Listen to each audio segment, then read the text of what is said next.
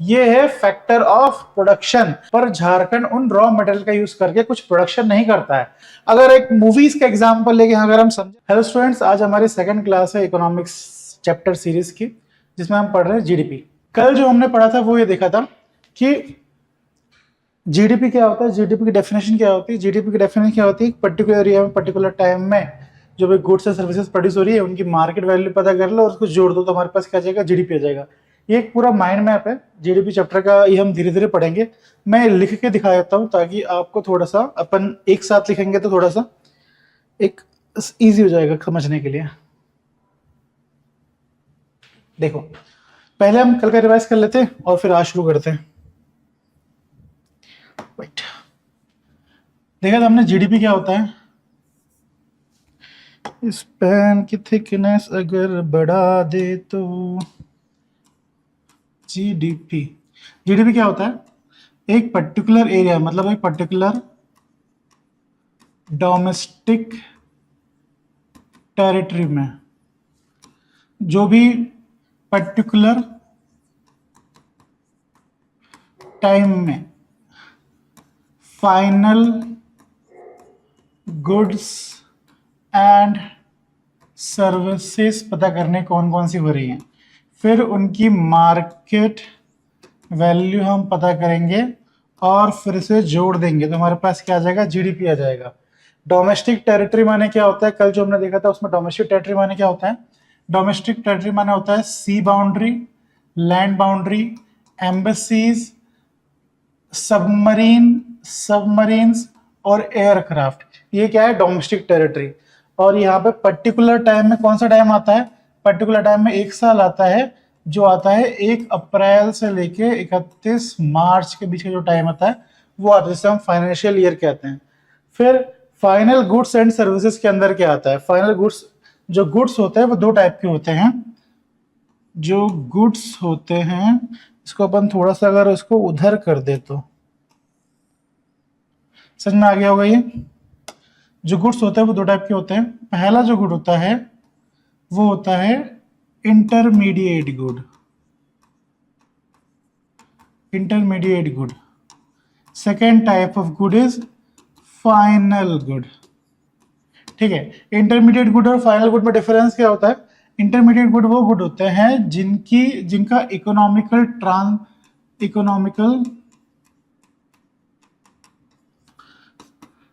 Transaction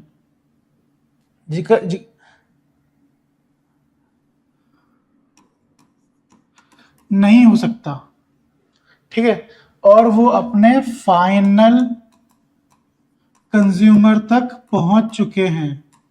पहला point. दूसरा point, तीसरा पॉइंट ये है कि वो किसी भी प्रोडक्ट के इंटरमीडिएट मतलब इंग्रेडिएंट नहीं है, वो किसी प्रोडक्ट के नो इंग्रेडिएंट, वो किसी भी प्रोडक्ट के इंग्रेडिएंट नहीं है, ठीक है। और फाइनल प्रोडक्ट क्या होते हैं, फाइनल प्रोडक्ट फाइनल कंज्यूमर तक पहुंच चुके होते हैं, ठीक है। दूसरी चीज क्या है कि इनका इकोनॉमिकल ट्रांजैक्शन होता है, नहीं होता है। इनका इंटरमीडिएट गुड का इकोनॉमिकल ट्रांजैक्शन होता है और इनका नहीं होता है।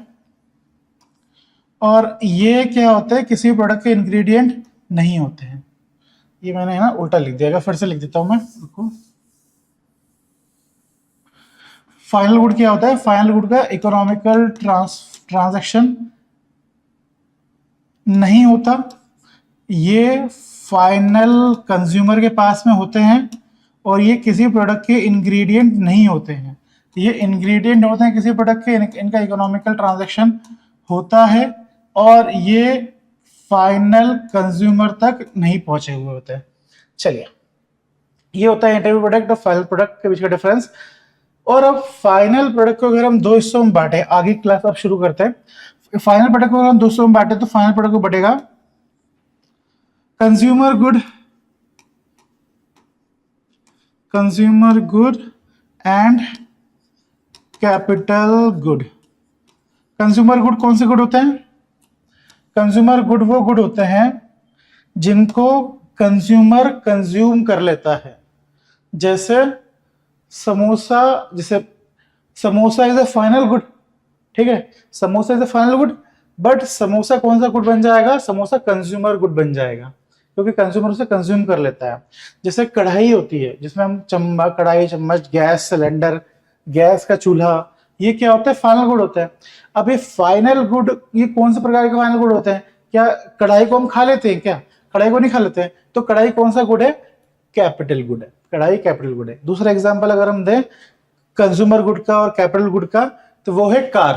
Car is a consumer good. अगर आप कार को बस मतलब घूमने फिरने के लिए और अपने एंजॉयमेंट के लिए यूज कर रहे हो तो car is a consumer good.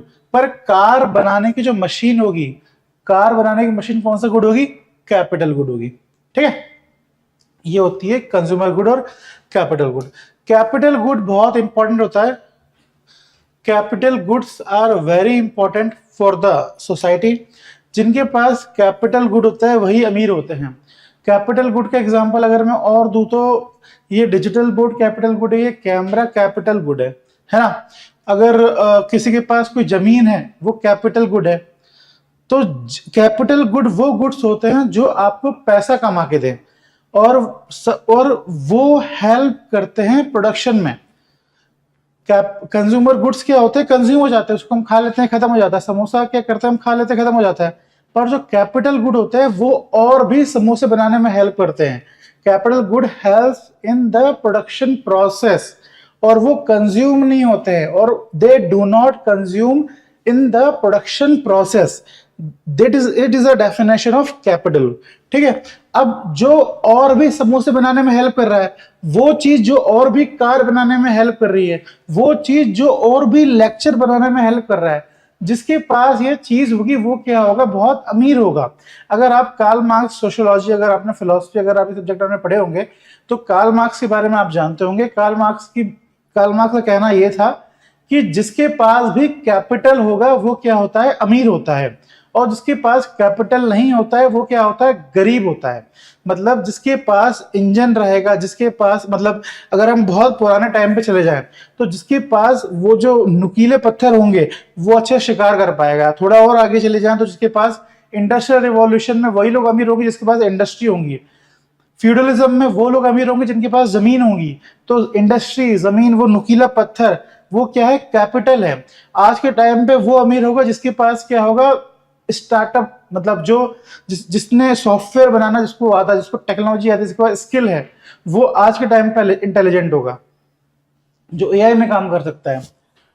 ठीक है, तो ये है कंज्यूमर गुड और कैपिटल गुड। और बहुत सिंपल सा अगर एग्जांपल लो, आज के टाइम में हर टाइम पे वो अमीर है जिसके पास पैसा है। ठीक है, तो कैपिटल गुड।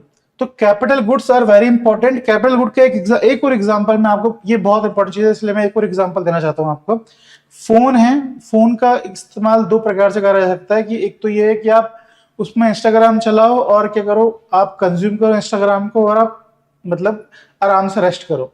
और दूसरा तरीका ये हो सकता है कि आप इंस्टाग्राम पे रील बनाओ, वीडियो बनाओ, शॉर्ट बनाओ, डांस करो इंस्टाग्राम पे और खूब पैसे कमाओ। ठीक है, बहुत सारे आपने देखे होंगे। ठीक है, तो वो कैपिटल गुड हो गया। जब आप फोन का इस्तेमाल बस कंजम्पशन के लिए कर रहे हो तो फोन कौन सा गुड हो जाएगा? कंज्यूमर कंजम्पशन गुड हो जाएगा। जब फोन का इस्तेमाल आप पैसे कमाने के लिए कर रहे हो तो फोन कौन सा गुड हो जाएगा? वो कैपिटल गुड हो जाएगा। अब जो कैपिटल गुड होता है उसका एक दुश्मन होता है। उसका दुश्मन है डेप्रिसिएशन। कैपिटल गुड के दुश्मन का नाम है डेप्रिसिएशन।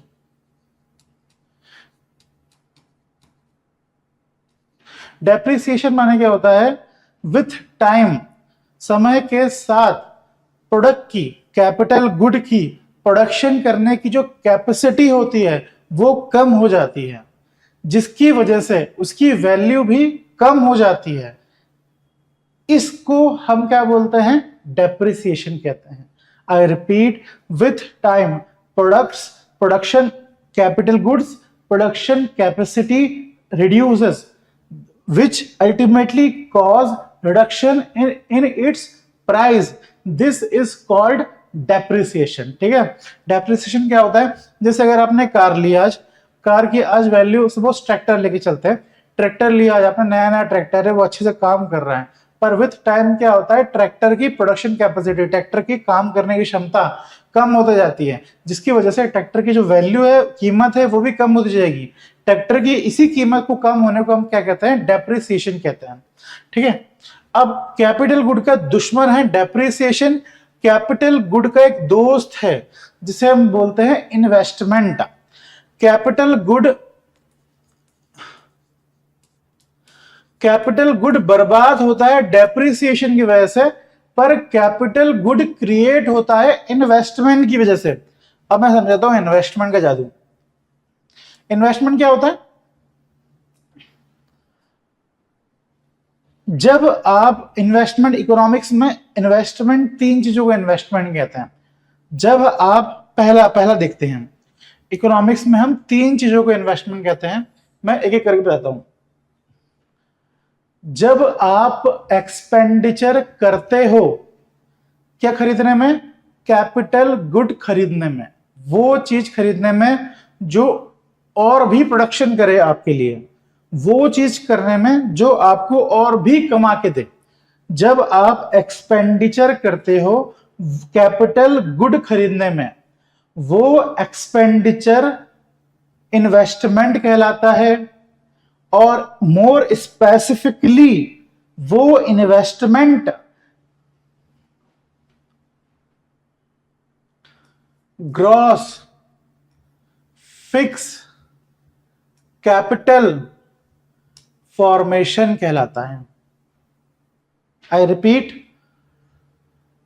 जब आप इन्वेस्टमेंट करते हो कैपिटल गुड खरीदने में, कैपिटल गुड अर्थात वो कैपिटल गुड या फिर सर्विसेज खरीदने में, कैपिटल गुड और सर्विसेज अर्थात जिससे आप पैसे कमा पाओ, जो आपको और भी प्रोडक्शन करके दे, जैसे ट्रैक्टर, जैसे मोबाइल फोन अगर आप उससे पैसे कमा रहे हो, जैसे डिजिटल बोर्ड, जैसे ये कैमरा जिससे हम पैसे कमा रहे हैं, ठीक है। तो ये क्या है? Capital good. Expenditure on capital good is called capital formation, fixed capital formation. Why it is called fixed capital formation?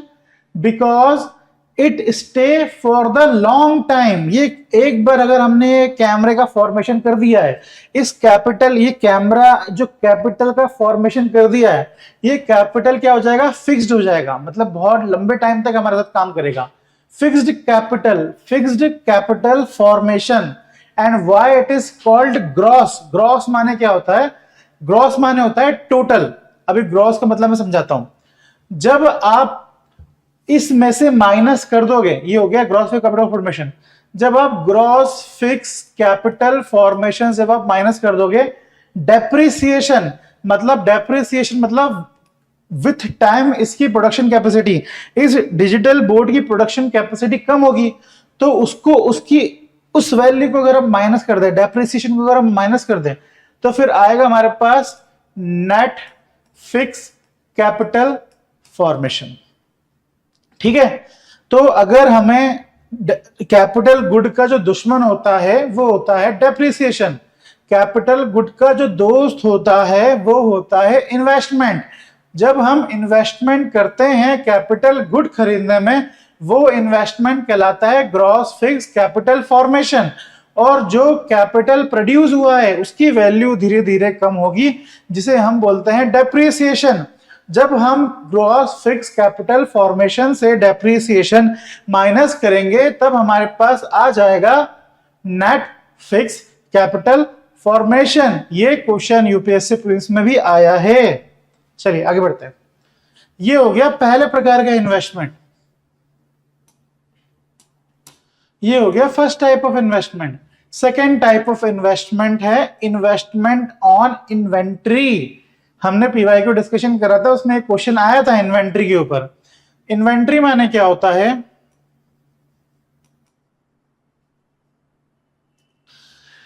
जब आप इन्वेंट्री माने होता है कि अगर सपोज बारिश का मौसम आ गया, बारिश के मौसम में आपने क्या करा, सोचा कि छाते की फैक्ट्री लगाते हैं। छाते की फैक्ट्री लगाने के बाद आपने कितने छाते बनाए? 80 छाते बनाए। 80 छातों में से सिर्फ 40 छाते ही इस सीजन में बिक पाए, 40 छाते बच गए। अब 40 छाते कब बेचोगे? आप अगले सीजन में बेचोगे। तब 40 छाते आपने सेव करके रख लिए अगले सीजन के लिए। तो ये 40 छाते क्या कहलाएंगे? ये 40 छाते इन्वेंट्री कहलाएंगे, स्टॉक। इन्वेंट्री कहलाएंगे। जैसे दिवाली में कुछ लोग होते हैं दुकान लगाते बम की, वैसे बम इसकी बम दुकान लगाते, पर सारा सामान बिकता नहीं है, तो वो क्या करते हैं कुछ सामान बचा के रखते हैं कि अगली दिवाली आएगी या फिर इंडिया वर्ल्ड कप जीत जाएगी तब उसको बेचेंगे तो पैसा कमाएंगे। तो वो जो स्टॉक संभाल के रखते हैं, जो स्टॉक सेल नहीं हुआ है, वो स्टॉक क्या कहलाता है? वो स्टॉक इन्वेंट्री कहलाता है। ठीक है, तो इन्वेस्टमेंट, पहला इन्वेस्टमेंट है ग्रॉस कैपिटल फॉर्मेशन, दूसरा इन्वेस्टमेंट है इन्वेंट्री, तीसरा इन्वेस्टमेंट है, तीसरा जो टाइप का इन्वेस्टमेंट है वो है रेसिडेंट इन्वेस्टमेंट। जब आप एक्सपेंडिचर करके, जब आप खर्चा करके होम खरीदते हो, कोई रहने की जगह खरीदते हो, तो वो इन्वेस्टमेंट क्या कहलाता है? मतलब वो एक्सपेंडिचर भी इन्वेस्टमेंट कहलाता है इकोनॉमिक्स टर्म में। ठीक है, तो ये तीन प्रकार के इन्वेस्टमेंट हमारे इकोनॉमिक्स की बुक क्लास 12th की एनसीईआरटी में सेकंड चैप्टर है उसमें दिया हुआ है। ठीक है, नेशनल इनकम अकाउंटिंग का चैप्टर में दिया हुआ है। चलिए, तो ये हुआ, अपन ने यहां देख लिया।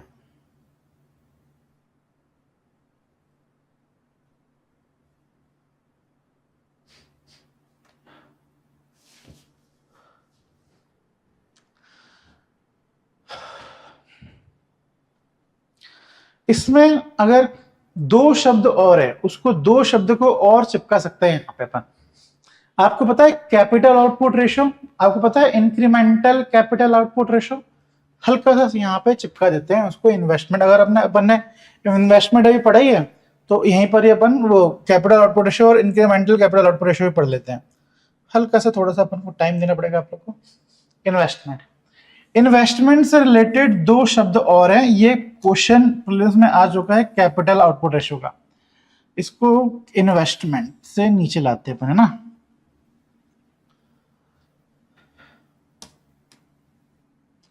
इसको यहां ना लिखे, यहीं लिखते हैं।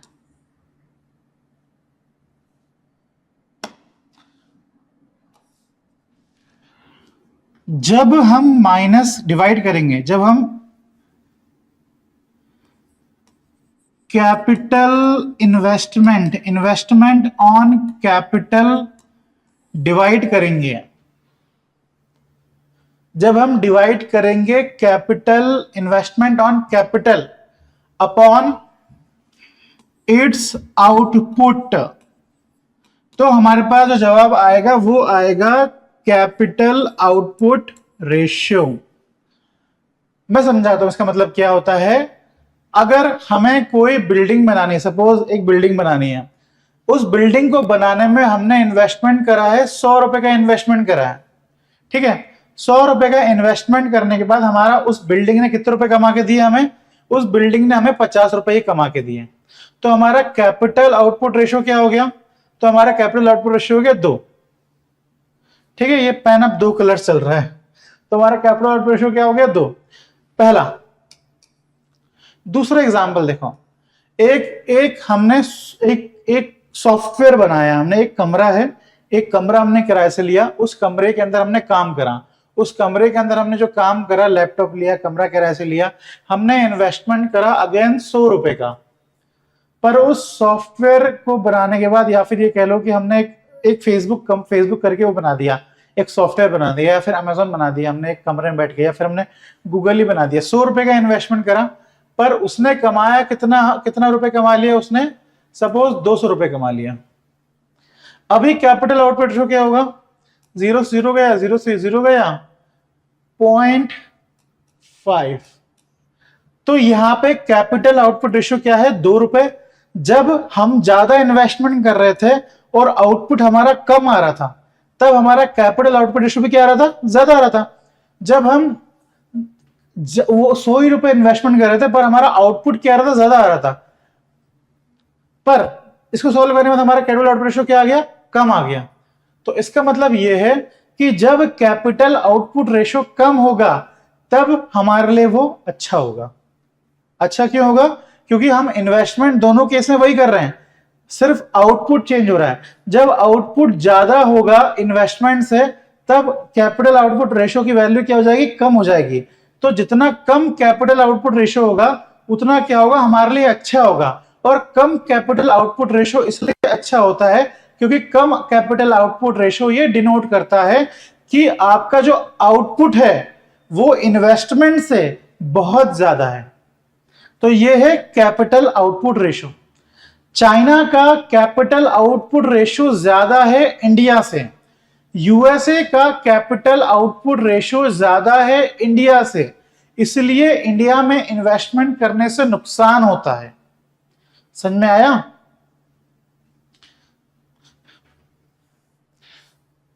और एक और सवाल आता है हमारे दिमाग में कि हमारे देश में जो इंडिया, मतलब इंडिया में सीधे हम प्राइमरी सेक्टर से सीधे टर्शरी सेक्टर में क्यों चले गए? क्योंकि टर्शरी सेक्टर में जो इन्वेस्टमेंट करके जो आउटपुट निकलता है वो क्या होता है, ज्यादा होता है। जो सर्विस सॉफ्टवेयर सेक्टर होता है, आईटी सेक्टर होता है, वहां पे जो आउटपुट होता है बहुत कम। अगर मतलब ये क्लासरूम है, इस क्लासरूम में हमें 100 आईटी वालों को बैठा सकता हूँ, 100 सॉफ्टवेयर क्रिएटर को बैठा सकता हूं मैं, और वो 100 लोग बैठ के अगर वो 50 ऐप भी बना दें तो भी उसकी वैल्यू बहुत ज्यादा होगी। पर इस कमरे के अंदर में कोई भी स्टील प्लांट, कोई भी कार बनाने की फैक्ट्री नहीं लगा सकता हूं। अगर मुझे कार बनाने की फैक्ट्री लगानी है तो मेरे लिए जो इन्वेस्टमेंट है, जो कैपिटल इन्वेस्टमेंट है, वो बहुत ज्यादा होना चाहिए। और जरूरी नहीं है कि कार बनाने की फैक्ट्री लगाने से मेरी कार भी अच्छी बिक जाएगी, हो सकता है कि मेरा आउटपुट क्या हो, कम हो। ठीक है, तो सॉफ्टवेयर की फैक्ट्री का जो कैपिटल आउटपुट रेशो क्या होगा, वो हमेशा कम होगा। और कार बनाने कैपिटल आउटपुट रेशो, कार बनाने कंपनी का कैपिटल आउटपुट रेशो में क्या हमेशा क्या होगा, ज्यादा होगा। ज्यादा कैपिटल आउटपुट रेशो क्या होता है, खराब होता है, क्योंकि ज्यादा कैपिटल आउटपुट रेशो बताता है कि आपका जो आउटपुट है वो क्या है, कम है कंपेयर टू आपके इन्वेस्टमेंट से। चलिए, ये है कैपिटल आउटपुट रेशो। अब इसके बाद कैपिटल आउटपुट रेशो का एक भाई भी है, जिस भाई को हम बोलते हैं इंक्रीमेंटल कैपिटल आउटपुट रेशो। मैं यहां लिख देता हूं, incremental capital output ratio. Incremental capital output ratio माने होता है कि additional unit of investment, additional unit of capital investment required to produce additional output is incremental capital output ratio। Suppose हमारी जो अभी इकोनॉमी है वो 4 ट्रिलियन की है। अभी जो हमारी इकोनॉमी है कितने ट्रिलियन की है, 4 ट्रिलियन की है। हमें कितने ट्रिलियन की बनानी है, हमें 5 ट्रिलियन की बनानी है, तो हम इसको माइनस कर देंगे। ठीक है, तो ये क्या हो गया, एडिशनल यूनिट ऑफ इन्वेस्टमेंट, नहीं sorry additional unit of output देखना है। तो अभी हमारी इकोनॉमी 5 ट्रिलियन की, अभी हमारी इकोनॉमी 4 ट्रिलियन का आउटपुट निकालती है। हम क्या चाहते हैं कि वो 5 ट्रिलियन का आउटपुट निकाले। तो एडिशनल यूनिट ऑफ आउटपुट हमें कितना चाहिए, एडिशनल यूनिट ऑफ आउटपुट चाहिए हमें 1 ट्रिलियन का। ठीक है, और हमारा capital output, incremental capital output ratio में सपोज कितना है, 4.5 का है इंक्रीमेंटल कैपिटल आउटपुट रेशो। तो बताओ हमें एडिशनल यूनिट ऑफ इन्वेस्टमेंट कितना लगेगा। इसको सॉल्व करना बहुत आसान हो गया। तो 4.5 आपका इंक्रीमेंटल कैपिटल आउटपुट रेशो है। Is equals to additional unit of investment. हमें पता करना है कि हमारी इकोनॉमी अभी 5 ट्रिलियन कमा रही है, 5 ट्रिलियन हम चाहते हैं वो कमाए, 5 ट्रिलियन हम चाहते हैं कि वो आउटपुट प्रोड्यूस करे। अभी 4 ट्रिलियन का आउटपुट प्रोड्यूस कर रही है। इसका मतलब ये है कि एडिशनल यूनिट ऑफ आउटपुट हमें कितना चाहिए, 1 ट्रिलियन का चाहिए। तो additional unit of investment is equals to 1 trillion multiply by 4.5। तो इंक्रीमेंटल मतलब additional unit of investment which is required to produce additional unit of output, additional unit of output means additional unit of 1 trillion rupee is 4.5 trillion. हमें अगर economy को 1 trillion का output और generate करना है तो हमें इतना यूनिट का इन्वेस्टमेंट और करना पड़ेगा, एडिशनल यूनिट ऑफ इन्वेस्टमेंट, तब जाके हम और प्रोड्यूस कर पाएंगे। ठीक है, this is incremental output ratio. समझे बाबू?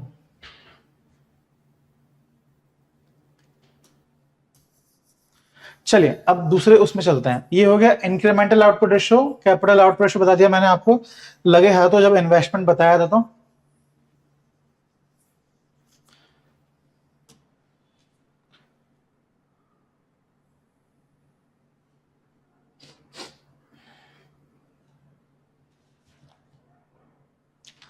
नेक्स्ट जो चीज है जीडीपी में देखा था ना, GDP domestic particular time, final good services हमने देख लिया।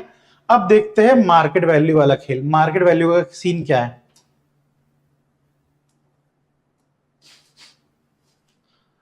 देखो सिर्फ दुनिया में सिर्फ मार्केट वैल्यू ही नहीं होती है, और भी प्रकार की वैल्यू होती है।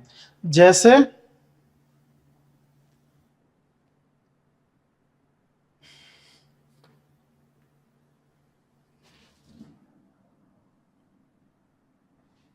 एक मिनट, दुनिया बहुत डिजिटल हो गई है, इसकी वजह से परेशानी हो रही है।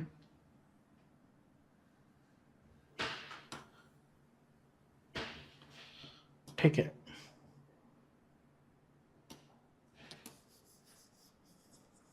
ठीक है। मार्केट वैल्यू, मार्केट वैल्यू जब हम पढ़ते हैं तो बहुत सारी प्रकार की वैल्यूज होती है। एक होता है मार्केट वैल्यू को हम मार्केट प्राइस ही बोल सकते हैं। मार्केट प्राइस ज्यादातर तौर पे बोला जाता है, मैं यहां पे मार्केट प्राइस लिख देता हूं, मार्केट प्राइस। देखो एक चीज होती है मार्केट प्राइस,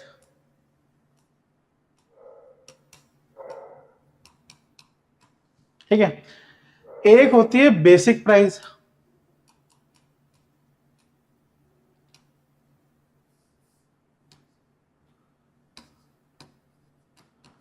एक होती है मार्केट प्राइस बेसिक प्राइस, और एक होती है factor price. Factor price, factor price को जनरल लेवल पे फैक्टर कॉस्ट बोला जाता है, ठीक है, फैक्टर कॉस्ट बोलते हैं, ठीक है। अब हम देखते हैं ये क्या होता है। मार्केट प्राइस क्या होता है, मतलब ये जो बेसिक प्राइस अगर हम समझ जाएंगे फैक्टर कॉस्ट क्या होता है, तो हम मार्केट प्राइस भी इजीली समझ जाएंगे, ठीक है। तो फैक्टर कॉस्ट से ही सारी वैल्यू जनरेट हो रही है। तो हम एक बार देख लेते हैं फैक्टर कॉस्ट क्या होता है, ये इंपॉर्टेंट भी है इकोनॉमी अपने लिए। देखिए फैक्टर कॉस्ट समझना इतना आसान नहीं है। फैक्टर कॉस्ट समझने के लिए हमें समझना पड़ेगा फैक्टर ऑफ प्रोडक्शन, समझना पड़ेगा हमें। हमें समझना पड़ेगा कि फैक्टर इनकम क्या होती है, फैक्टर इनकम क्या होती है। हमें समझना पड़ेगा कि फैक्टर क्या होते हैं। ये चार जो शब्द हैं ये सब फैक्टर फैक्टर फैक्टर करके हमारा दिमाग कर रहे हैं ट्रैक्टर, ठीक है। तो हम समझना पड़ेगा सब चीजें। फैक्टर माने क्या होता है, factor cost, factor production, factor cost, factor production, factor, factor income. ये चार शब्द को समझ जाएंगे तो हम फैक्टर कॉस्ट समझ जाएंगे, और बहुत इजी से समझना, बिल्कुल भी लोड नहीं लीजिएगा। अगर आप ये समझ जाओगे तो आपकी जो आधी परेशानी है इकोनॉमिक्स की वो सॉल्व हो जाएगी। बार बार ये शब्द रिपीट होंगे और ये बेसिक है इकोनॉमिक्स के, इसीलिए हमको ये समझना है, ठीक है। चलिए फैक्टर, फैक्टर माने क्या होता है, फैक्टर का हिंदी में जो मतलब होता है वो होता है कारक। अब एग्जांपल सुनिए आप, सलमान खान क्या है, फैक्टर ऑफ हिट मूवीज है। आप किसी भी पिक्चर में सलमान खान को ले लीजिए तो वो पिक्चर क्या हो सकती है, हिट हो सकती है। मतलब the basic ingredient, the one of the most important ingredient of hit movies is Salman Khan. Salman Khan एक कारक है, सलमान खान एक फैक्टर है जिसकी वजह से मूवी हिट हो सकती है। अच्छे गाने एक फैक्टर है जिसकी वजह से मूवीज हिट हो सकती हैं। तो ये फैक्टर मतलब समझ रहे हो, एक चीज जो क्या कर सकता है, एक अच्छा रोल प्ले कर सकता है उस चीज में, ठीक है। वैसे ही कुछ चीजें होती हैं, कुछ फैक्टर होते हैं जो प्रोडक्शन करने में अपना रोल प्ले कर सकते हैं। कुछ बेसिक चीजें होती हैं जिनके बिना प्रोडक्शन हो ही नहीं सकता। वो चीजें जैसे जो पहला जो फैक्टर है जिसके बिना कुछ भी प्रोडक्शन नहीं हो सकता, वो फैक्टर है लैंड, जमीन। दूसरा फैक्टर है लेबर।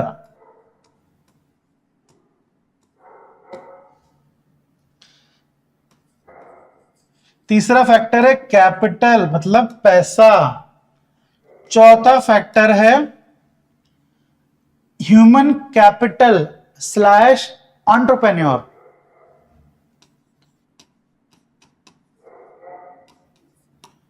ठीक है, लैंड, लेबर, कैपिटल और एंटरप्रेन्योर, ये क्या है?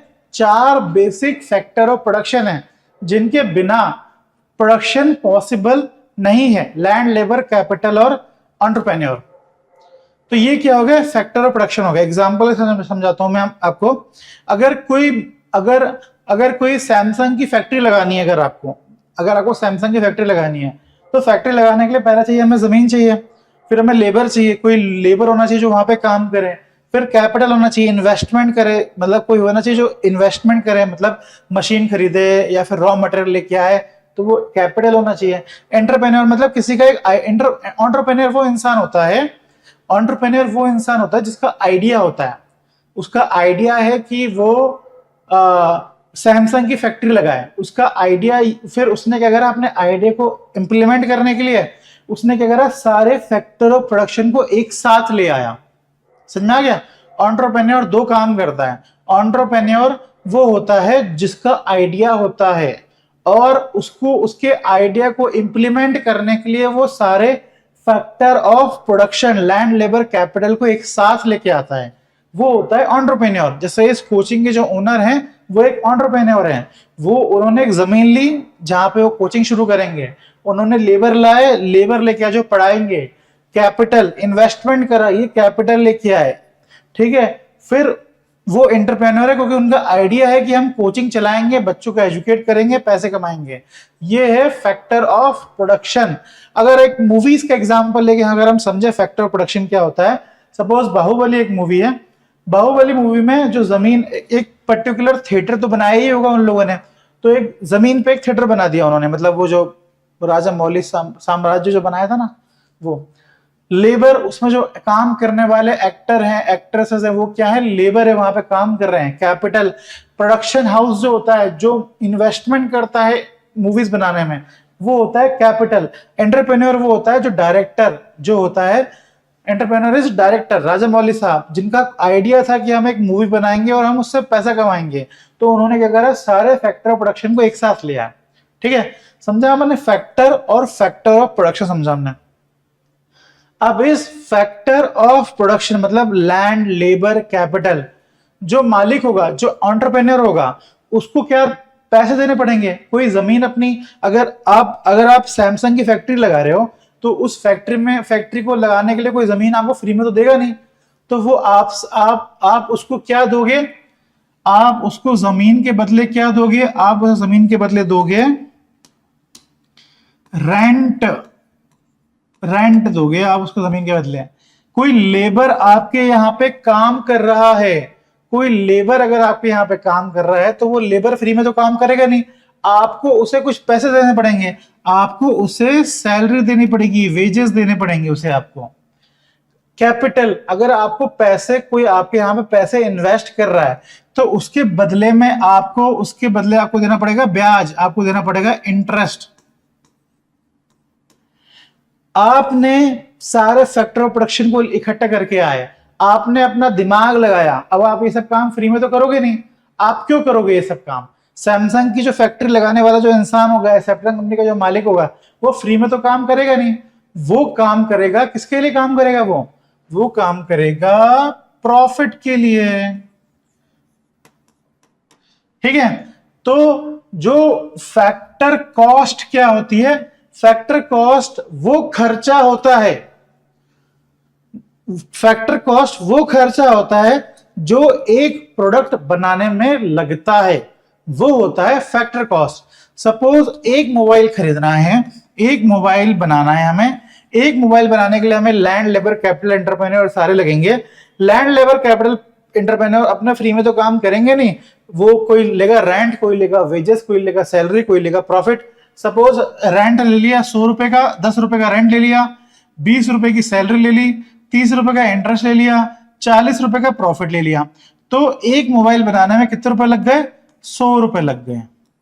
तो ये 100 रुपए, 4 से 7 8 9 10, हाँ 100 रुपए लग गए। तो ये 100 रुपए क्या है? एक मोबाइल बनाने में 100 रुपए लग गए। तो ये जो 100 रुपए है, ये क्या है? फैक्टर कॉस्ट है। ये वो खर्चा है जो मालिक को अपने लैंड लेबर कैपिटल एंटरप्रेन्योर को देना पड़ेगा। मतलब अगर एंटरप्रेन्योर हो, एंटरप्रेन्योर खुद मालिक है, तो उसे ये सब पैसे देने पड़ेंगे, तब जाके वो एक प्रोडक्ट बनेगा। तो वो ये क्या होता है, फैक्टर कॉस्ट। फैक्टर को देने वाला पैसा फैक्टर कॉस्ट होता है। अगला है फैक्टर इनकम।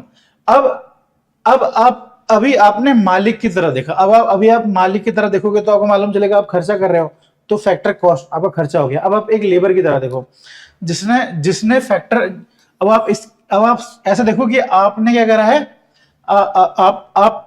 आपने ये लैंड लेबर कैपिटल एंटरप्रेन्योर दिया है ना। जब कोई इंसान अपना जमीन देगा तो उसके बदले उसे क्या मिलेगा, रेंट मिलेगा, मतलब 10 रुपए मिलेंगे। कोई इंसान अपना लेबर देगा तो उसे मिलेगा वेजेस मिलेगा, 20 रुपए मिलेगा। कोई इंसान अपना पैसा देगा आपको तो उसके बदले वो इंटरेस्ट लेगा, 30 रुपए लेगा। कोई इंसान आपके लिए फैक्टर प्रोडक्शन इकट्ठा करेगा, आपके लिए दिमाग लगाएगा, सब कुछ करेगा, वो प्रॉफिट लेगा, ये लेगा। तो फैक्टर ऑफ प्रोडक्शन जो पैसे कमा रहे हैं वो फैक्टर प्रोडक्शन क्या होगी, इनकम होगी। ठीक है, तो लैंड लेबर कैपिटल जो कमाएंगे, 100 रुपए कमाएंगे, वो क्या है, इनकी इनकम। इन फैक्टर्स की वो चीजें जिससे प्रोडक्शन हो रहा है उनकी इनकम फैक्टर इनकम कहलाती है। और इन लोगों पे, फैक्टर्स पे, जो प्रोडक्शन करने के जो फैक्टर्स हैं, लैंड लेबर कैपिटल एंटरप्रेन्योर, इनमें जो खर्चा हो रहा है वो क्या खर्चा क्या कहलाता है, फैक्टर कॉस्ट कहलाता है। और वही खर्चा एक बेसिक गुड को बनाने में खर्चा होता है, तो वो क्या कहलाता है, फैक्टर कॉस्ट कहलाता है। ठीक है, हमने समझ लिया फैक्टर इनकम। होप आपको समझ में आ गया होगा फैक्टर कॉस्ट क्या होता है, फैक्टर इनकम क्या होता है, फैक्टर प्रोडक्शन क्या होता है, आपको एग्जाम में समझा दिया फैक्टर क्या होता है। होप आपको समझ में आ गया होगा। अब देखते हैं बेसिक प्राइस क्या होता है। देखिए बेसिक प्राइस क्या होता है, जब हम फैक्टर कॉस्ट में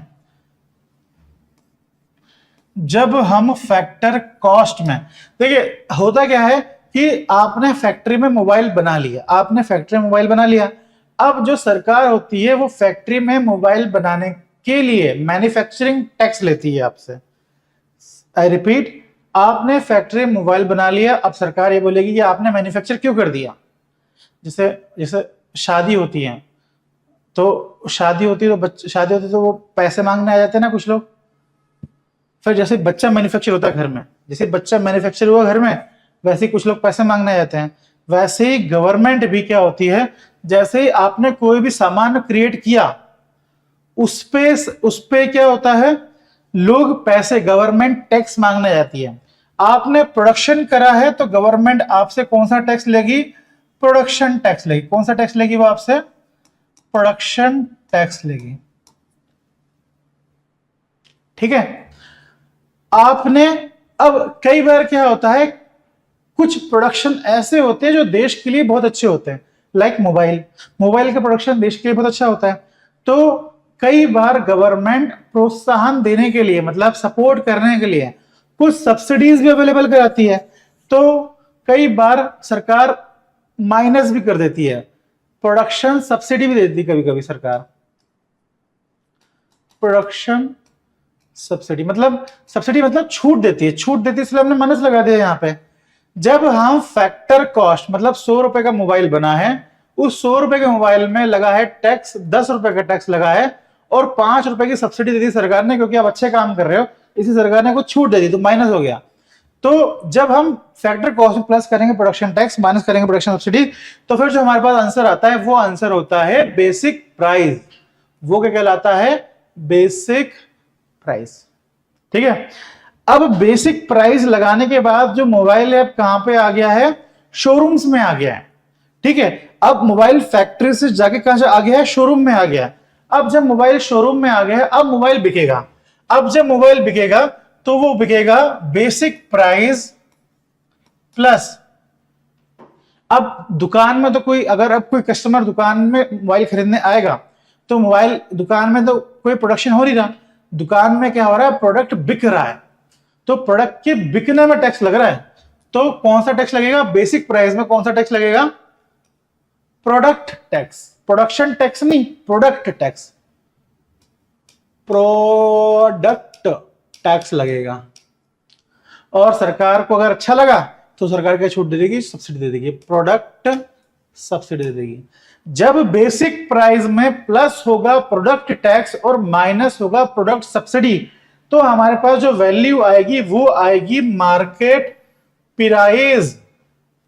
सपोज बेसिक प्राइस कितना है आपका 105, सरकार ने टैक्स लगा दिया 10 रुपए का, प्रोडक्ट टैक्स लगा दिया 10 का, और माइनस लगा दिया प्रोडक्ट सब्सिडी, कितने रुपए लगा दी, 5 रुपए का सब्सिडी माइनस लगा दी, तो आपका जो मार्केट प्राइस है वो कितना हो जाएगा, 110 रुपए का वो मोबाइल बिकेगा। जो मोबाइल बना है 100 रुपए का, वो मोबाइल कितने रुपए का बिकेगा, 110 रुपए का बिकेगा, after including all the tax. ठीक है, ये ऑल द टैक्स, ये जो भी टैक्स लग रहा है ये इतना क्लियर नहीं है, इनडायरेक्ट टैक्स लगता है, जीएसटी वीएसटी लगता है, मैंने इसको बस क्लियर करके बता दिया कि भाई ये टैक्स लगता है इस लेवल पे। ठीक है, तो ये हो गया प्रोडक्ट टैक्स, प्रोडक्शन सब्सिडी।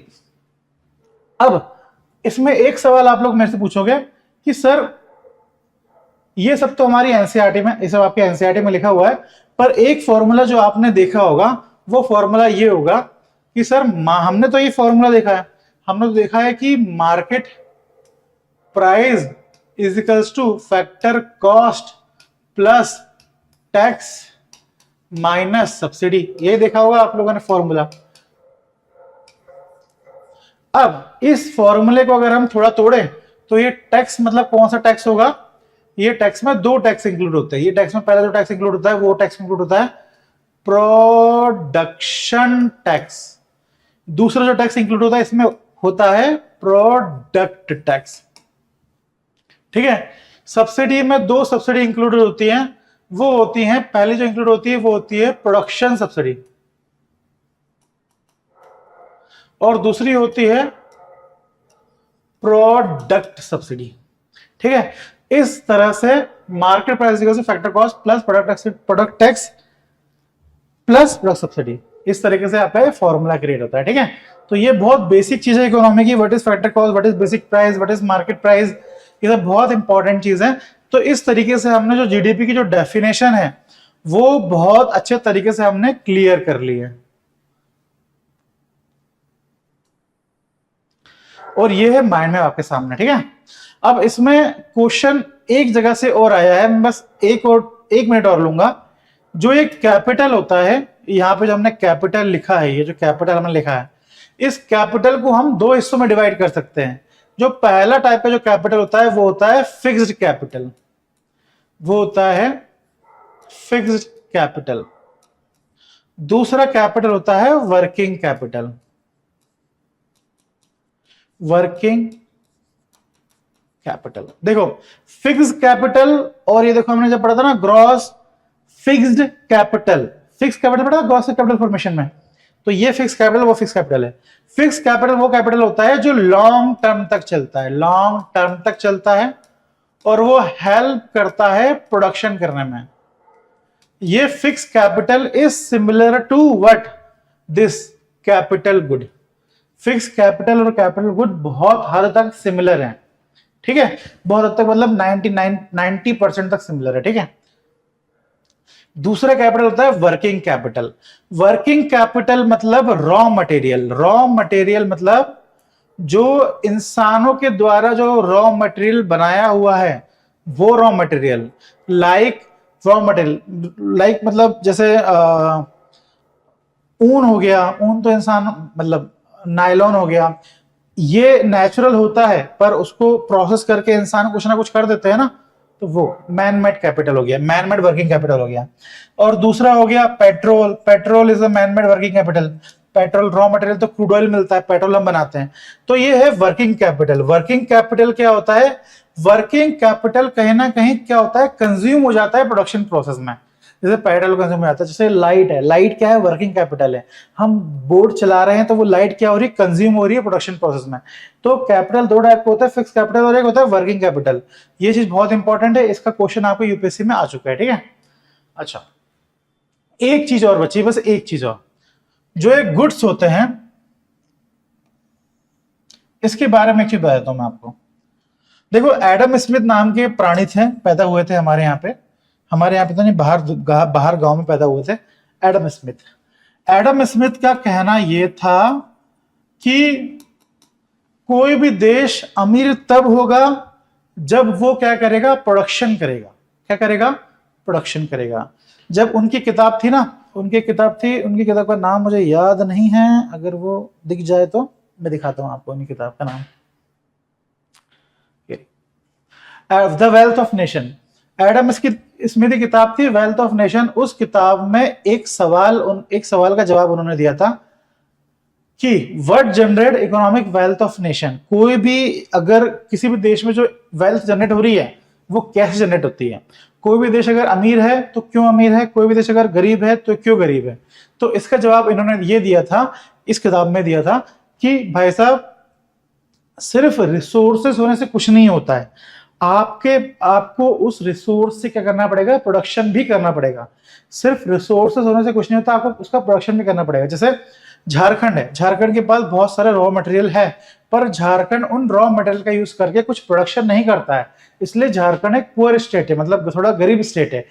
पर उस रॉ मटेरियल का यूज करके बैंगलोर में, उस रॉ मटेरियल का यूज कर करके दिल्ली में, मुंबई में लोग क्या कर रहे हैं, प्रोडक्शन कर रहे हैं। अगर झारखंड में कोयला मिल रहा है तो उस कोयले का यूज बैंगलोर, दिल्ली, मुंबई यहाँ पे हो रहा है और उसका यूज करके लोग प्रोडक्शन कर रहे हैं।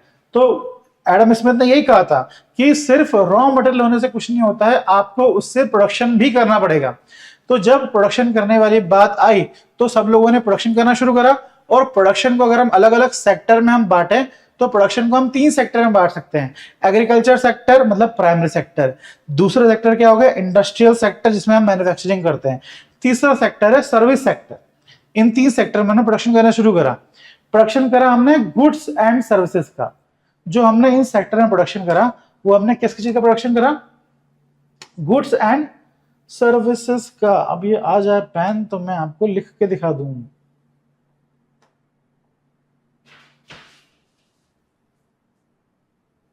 ये आ गया। हमने क्या करा, इन चीजों का प्रोडक्शन करा, अलग अलग सेक्टर में प्रोडक्शन करा। तो हमने प्रोडक्शन करा गुड्स एंड सर्विस का, हेयर द लिंक जनरेट, और फिर आपकी पूरी कहानी हो जाती है। ठीक है, इसमें एक क्वेश्चन ये आया था, अभी यूपीएससी प्रीलिम्स में आया था 1-2 साल पहले और आ चुका है रिपीटेड। सर्विस सेक्टर में 3 सेक्टर इंक्लूड होते हैं। वो होता है, पहला सेक्टर होता है टर्शियरी सेक्टर। टर्शियरी सेक्टर मतलब ट्रांसपोर्टेशन, स्टोरेज वाला काम है टर्शियरी सेक्टर। दूसरा जो सेक्टर होता है वो होता है क्वार्टरनरी सेक्टर। तीसरा होता है क्वीनरी सेक्टर।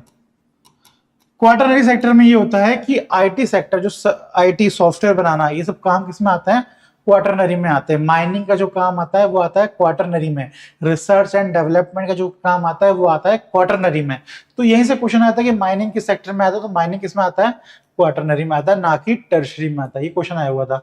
क्वीनरी क्या होता है, क्वीनरी माने ये होता है कि वो जॉब जहां पे आपको डिसीजन लेना पड़ता है। जैसे आईएएस की जॉब होती है वो क्वीनरी जॉब होती है, और जो सीईओ की जो जॉब होती है, जैसे सुंदर पिचाई साहब है, सीईओ हैं, उनकी जो जॉब होती है वो एक इंटेलिजेंस मतलब डिसीजन मेकर की जॉब है, तो वो किसमें आती है, क्वीनरी में आती है। इस तरीके से आपने जो हमारा जीडीपी चैप्टर है वो एक हद तक आपने आधा खत्म कर लिया है, आधा और बचा है, उस आधे को हम आगे वाली क्लास में कर लेंगे। ठीक है, please continue with our this economic series, आपको पक्का समझ में आएगा। और अगर आपको कुछ भी समझ में नहीं आता है तो आप प्लीज कमेंट सेक्शन में लिखिए। Please like, comment and subscribe our channel. Thank you.